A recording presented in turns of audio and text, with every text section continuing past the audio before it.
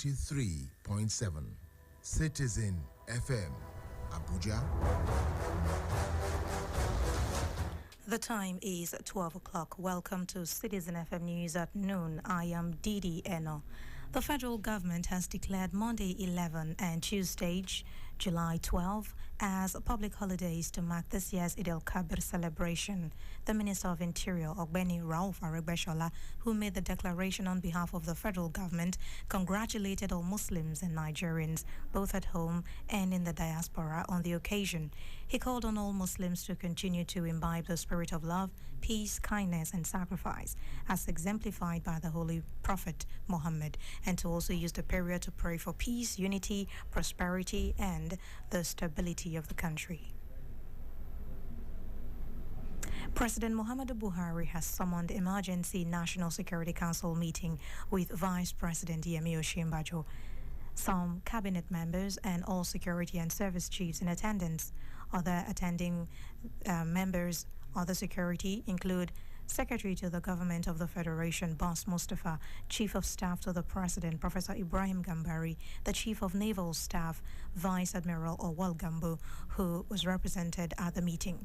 It was learned that the meeting would deliberate on national security, the challenges being faced occasioned by the recent attacks on Medium Security Custodial Center, Kuje, by suspected terrorists, where high-profile Boko Haram inmates escaped.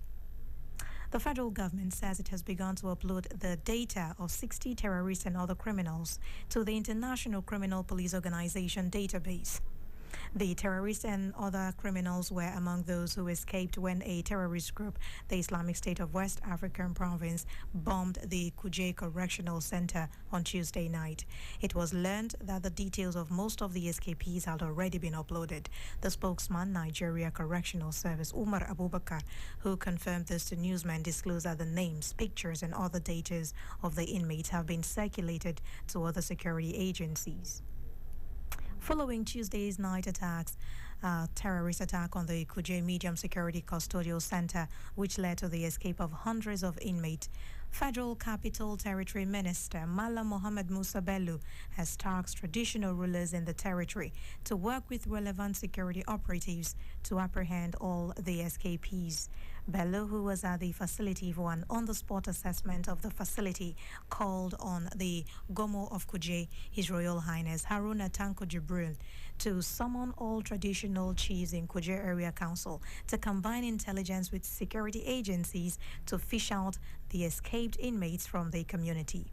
And while calling on residents of the communities to provide appropriate intelligence to security agencies to enable them do their work, the minister expressed confidence that with maximum cooperation from the communities, all those who escaped will be traced, found, and brought back, since no one could go into any community and blend without being spotted by members of that community. It's not a time for a lot of speech making. I've just come, I've seen what is here on ground.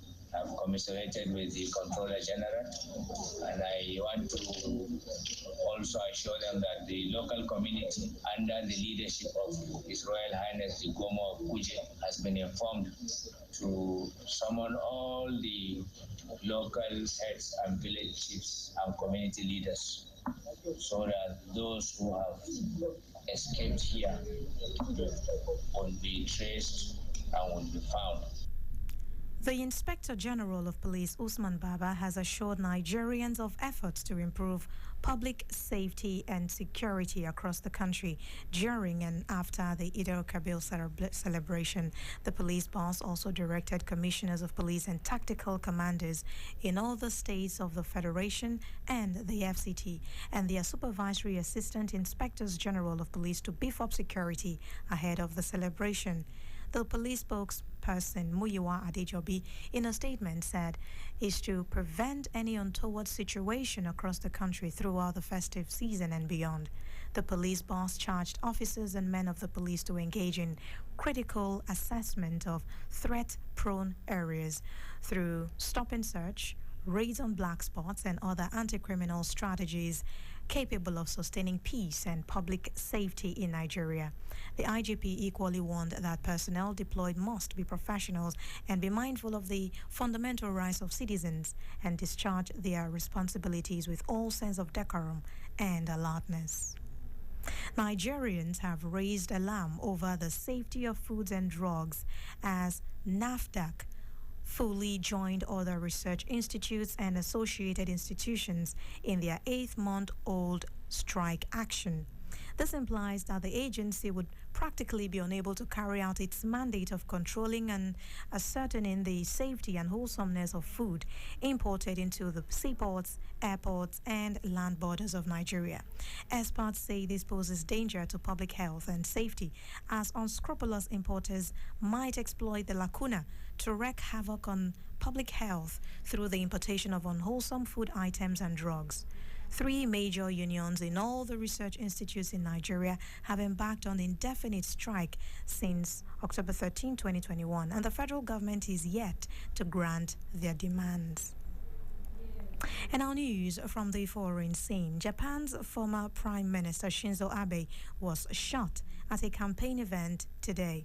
A government spokesman disclosed this in a statement as local media reported that the nation's longest-serving premier was showing no vital signs. Chief Cabinet Secretary Hirokazu Matsuno told reporters that the former Prime Minister Abe was shot around 11:30 a.m. in the country's western region of Nara. He disclosed that one man believed to be the shooter has been taken into custody, adding that the condition of the former Prime Minister Abe is currently unknown. Prime Minister Fumio Kishida later said Shinzo Abe was fighting for his life after being shot at a campaign event. He told reporters that he has been informed that the former Prime Minister is in a very grave condition. He condemned the attack, saying it is condemning. WHO has issued its first report on the spread of monkeypox, detailing the typical profile of those affected by the outbreak so far. WHO said available statistics show that almost all patients affected thus far are male and a median age of 37, with 3/5 identifying as men who have sex with men. A surge in monkeypox infections has been reported since early May outside the West and Central African countries where the disease has been endemic. From January 1 to July 4, 6,027 laboratory-confirmed cases of monkeypox and 3 deaths have been reported to the WHO from 59 countries. Case numbers have gone up to 77% since June 27, in which time 2 new deaths both in CAR have been reported.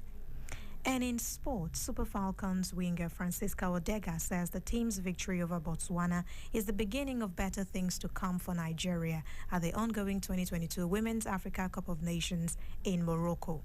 Cup holders Super Falcons got their 12th Women Africa Cup of Nations campaign back on track with a 2-0 win over Botswana in Rabat on Thursday.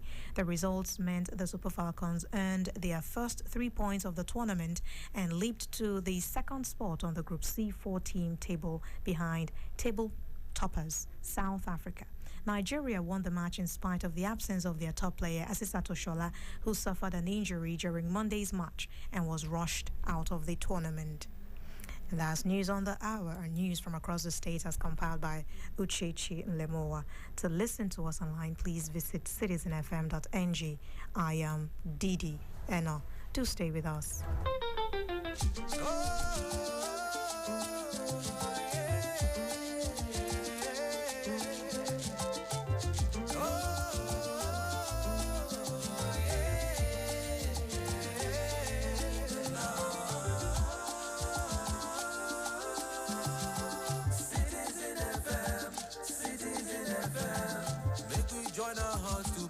Nation of our dream. CitizenFM, CitizenFM. Your problem is my problem and my joy is your joy. CitizenFM, CitizenFM.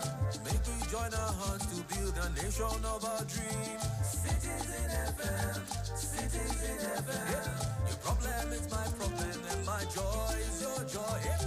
CitizenFM, CitizenFM. Shiki, shiki. Wavex Pleasure Ride. Here at last, join the safest, classiest, and cheapest taxi ride in town. Wavex Taxi Ride for absolute safety and comfort.